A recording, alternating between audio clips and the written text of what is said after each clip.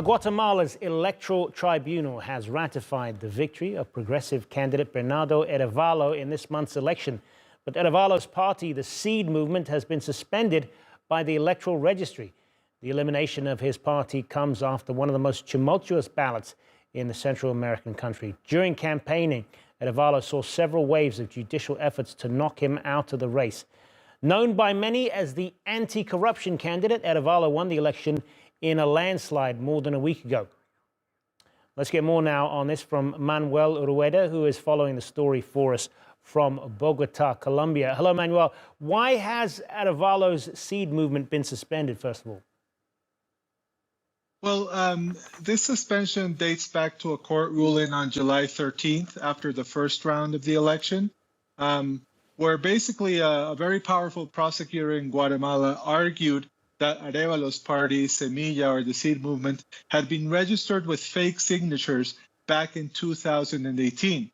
So he basically got a court to order a suspension, but Guatemala's constitutional court canceled that suspension of the Semilla party because the constitutional court said that you can't cancel a party midway through an election. So now what the Citizens Registry has done is basically to revive that suspension from July 13th. And what impact will the suspension of Arevalos' party have on his presidency?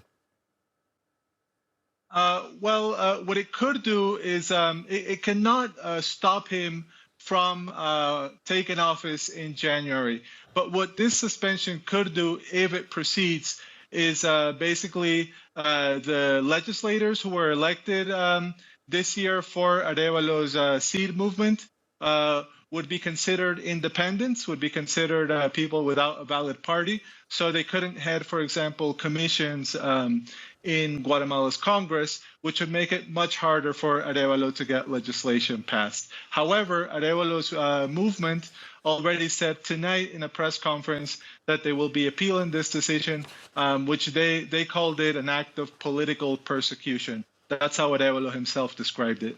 Yeah, pretty tumultuous political times it does seem now. What do these developments then tell us about the current state of politics in Guatemala? Well, this really shows you that there are people in Guatemala's political establishment and in Guatemala's courts who haven't accepted the result of last week's election. You have to consider as well that Arevalos' main rival in the second round of the elections did not concede. She argues that the election was run fraudulently, an election which she lost by 21 points and by more than 900,000 votes.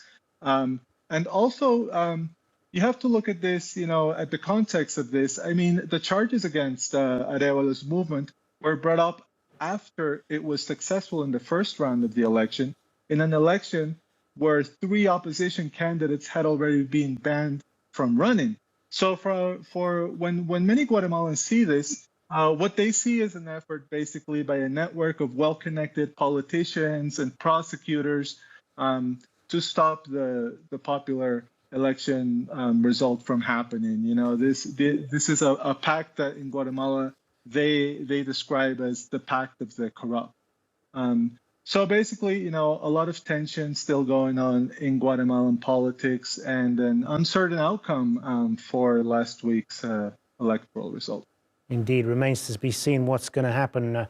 For the moment, Manuel Rueda, live for us in Bogota. Thank you.